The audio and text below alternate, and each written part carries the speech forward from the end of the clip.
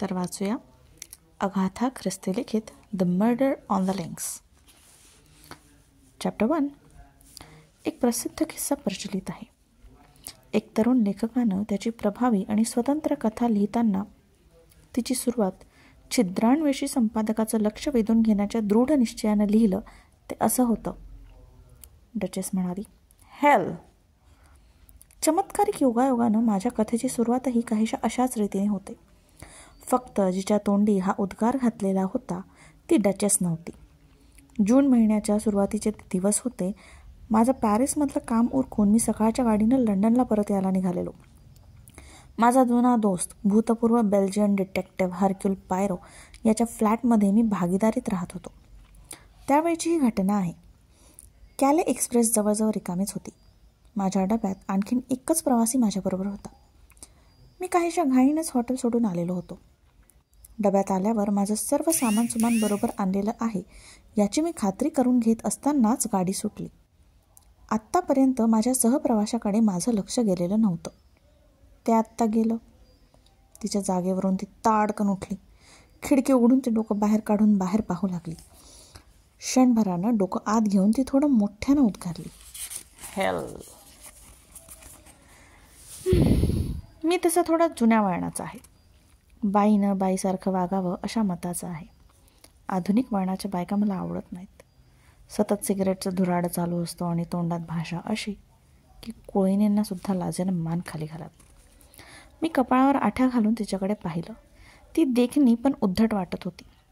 तिची हॅट लाल भडक रंगाची होती. कुरळ्या केसांनी तिचे कान झाकलेले होते.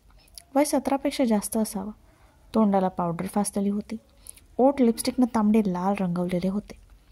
उद्धटपणे तोंड वाकडं करत ती तिथे नसलेल्या कोणाला तरी उद्देशून म्हणाली, या सद्गृहस्थाला मी धक्का दिलेला आहे. माझ्या भाषेबद्दल मी दिलगीर आहे. सभ्य स्त्रीला न शोभेल असा शब्द मी उच्चारला. पण त्याला कारण आहे. तुम्हाला माहीत आहे का, माझी एकुलती एक बहीण हरवली आहे. खरं की काय? दुर्दैवच म्हणायचं, मी नम्रपणे म्हणालो. तो माझा तिरस्कार करतो, अतिशय तिरस्कार करतो. माझा आणि आता माझ्या बहिणीचाही. तिला त्यानं पाहिलेलं नाही तरी तो तिचा तिरस्कार करतो. हा काही न्याय झाला? मी काहीतरी बोलायला तोंड उघडणार तोच तिनं पुढं बोलायला सुरुवात केली. ती जणू स्वतःशीच बोलली. म्हणाली, आता तो विषयच नको ना. माझ्याबद्दल कोणालाही काडी इतकं प्रेम वाटत नाही. मी रानात जाऊन किडे खाऊन जगेन. मी अगदी उद्ध्वस्त झालेली आहे. ती रडक्या आवाजात म्हणाली. तिने एका फ्रेंच मासिकात तोंड लपवलं. क्षणभरानं मासिकावरून डोकावत माझ्याकडे पाहू लागली. मला हसू फुटलं. मिनिटभरानं तिनं मासिक बाजूला टाकलं आणि ती मजेने खदखदून हसू लागली. तू दिसतो तितका मठ्ठ नाहीस हे मी ओळखलेलं आहे. मठ्ठ या शब्दाकडे दुर्लक्ष करून मी हसलो. हसलास ना, मग आपण मित्र झालो. माझ्या बहिणीबद्दल तुला वाईट वाटलं ना? मला खेद वाटतोय. हो ना, मग तू चांगला माणूस आहेस. माझं बोलणं मला संपवू दे. मी पुढे असं म्हणणार होतो की तुझ्या बहिणीबद्दल मला वाईट वाटत असलं तरी ती इथे नाही तेच बरं आहे. मी किंचित मान तुपवत म्हणालो. पण ती अगम्य पोरगी नापसंतीनं मान हलवत म्हणाली, ते सोड. नापसंती सभ्य भाषेत व्यक्त करणारी माणसं मला आवडतात. तुझा चेहराच सांगतोय की तू आमच्यापैकी नाहीस. सामान्य बाई आणि उच्चकुलीन स्त्री यातला फरक ओळखणारे फार थोडे असतात. पहा, मी तुला पुन्हा धक्का दिला ना. तू अगदी सामान्य कुटुंबातून वर आलेला आहेस. अर्थात त्यानं मला काहीच फरक पडत नाही. तुझ्यासारखे आणखीन काही असायला हवेत. फार आगाऊपणा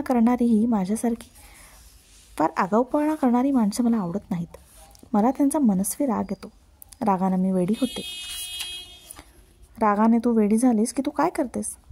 मी सैतानासारखी वागते. काय बोलेन आणि काय करीन याचा नेम नसतो. एकाला तर मी मारून टाकणार होते.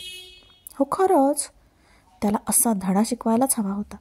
त्याच लायकीचा होता तो. कृपा करून माझ्यावर वेडी होईपर्यंत रागवू नकोस. तुझ्यावर नाही रागवणार. मला तू आवडलेला आहेस. तुला पाहिलं आणि तू आवडलास मला. मी तुला प्रथमच पाहिलं, पण तू अशा नापसंतीच्या नजरेनं माझ्याकडे पाहत होतास की तुझ्याशी मैत्री करावी असं मला वाटलंच नाही. पण आता आपण मित्र झालेलो आहोत, तेव्हा आता तुझ्याबद्दल मला आणखी काही सांग. मी अभिनेत्री आहे. तू समजतोस तशी नाही. वयाच्या 6व्या वर्षी डगमगत्या पायांनी मी रंगमंचावर आले. म्हणजे मी कोड्यात पाहून विचारलं, कसरतीचे खेळ करणारी लहान मुलगी तू कधी पाहिली नाहीस का? ओ, आत्ता लक्षात आलं. जन्मानं मी अमेरिकन आहे, पण आयुष्यातला बराच मोठा भाग मी इंग्लंडमध्येच घालवला आहे. आता आमचा नवा खेळ लवकरच सुरू होणार आहे. आमचा म्हणजे? माझ्या बहिणीचा आणि माझा. नृत्य आणि गायनाचा खेळ. थोडे विनोदी सुटके, थोडे जुने खेळ, असा कार्यक्रम असतो. ही कल्पना अगदी नवी आहे, पण ती नेहमी प्रेक्षकांना आवडते. पुष्कळ पैसे मिळतात. पुढे वाकून तिनं बरंच काही मला सांगितलं. त्यातलं बरंच काही मला समजलं नाही, पण तिच्याबद्दलचं माझं कुतूहल वाढलं. एखादं लहान मूल आणि वय वाढलेली बाई यांचं कुतूहलजनक मिश्रण तिच्यात झालेलं होतं. जग पाहून आलेलं शहाणपण तिच्यात होतं. ती कर्तृत्ववान होती, स्वतःचा सांभाळ करायला समर्थ होती. जगाकडे पाहण्याचा तिचा दृष्टिकोन तयार झाला होता. जगात यशस्वी होऊन दाखवण्याचा तिचा निर्धार होता. गाडी चालली होती. काही स्थळे पाहून जुन्या स्मृती जाग्या होत होत्या. माझ्या मनात काय चालू होतं हे तिनं ओळखलं असावं. तू महायुद्धाचा विचार करतोयस का? तिनं विचारलं. हो. तू त्यातून गेलेला आहेस, होय ना? हो. मी लढाईत जखमी झालो. अपंग ठरवून मला नोकरीतून कमी करण्यात आलं. सध्या मी पार्लमेंटच्या सभासदाचा खाजगी चिटणीस म्हणून काम करतो. अरे वा, ते काम करायला डोकेबाज माणूस लागतो. तसं काही नाही, काम फारसं नसतंच. दिवसातून 2 तास काम करावं लागतं. ते कामही कंटाळवाणं असतं, पण गरजेपोटी मला ते करणं भाग आहे. तू माशा मारत बसलेला असतोस का? नाही, मी ज्याबरोबर भागीदारी म्हणून भाड्यानं राहतोय तो फार लक्षणीय माणूस आहे. तो बेल्जियम आहे. पोलीस खात्यात डिटेक्टिव्ह म्हणून काम करत होता. निवृत्त होऊन तो लंडनमध्ये स्थायिक झाला आणि खाजगी डिटेक्टिव्ह म्हणून काम करू लागला. त्याचा चांगलाच जम बसला आहे. फार चालाक, बुद्धिमान आहे. तर्कशुद्ध विचार करणार आहे. पोलिसांना न सुटणारी कोडी त्यानं चुटकीसरशी सोडवली आहेत. विस्फारलेल्या डोळ्यांनी ती माझ्याकडे पाहत होती. आश्चर्यानं माझं बोलणं ऐकत होती. ती म्हणाली, किती मजेदार आहे हे. मला गुन्हेगारीविषयीच्या कथा मनापासून आवडतात. रहस्यकथा असलेला एकही सिनेमा मी सोडत नाही. खुनाच्या सगळ्या बातम्या वर्तमानपत्रातून वाचून काढते. अय्या, ओ, तुला स्टाईलचं ते प्रकरण आठवतं का? इसिक्सला एका माथारीचा खून झाला होता, तेच प्रकरण ना? हो हो, तेच प्रकरण. पायरोने सोडवलेलं तेच पहिलं मोठं प्रकरण. पायरो नसता तर कुणी सहज निर्दोष म्हणून सही सलामत सुटला असता. पायरोने त्याला पकडला तेव्हा सर्व थक्क झाले. बुद्धिमान डिटेक्टिव्ह म्हणून पायरोनं त्याचं नाव सर्वतोमुखी झालं होतं. त्या प्रकरणातले महत्त्वाचे मुद्दे मी तिला उत्साहाने सांगितले. त्या प्रकरणाचा अनपेक्षित शेवट सांगितला.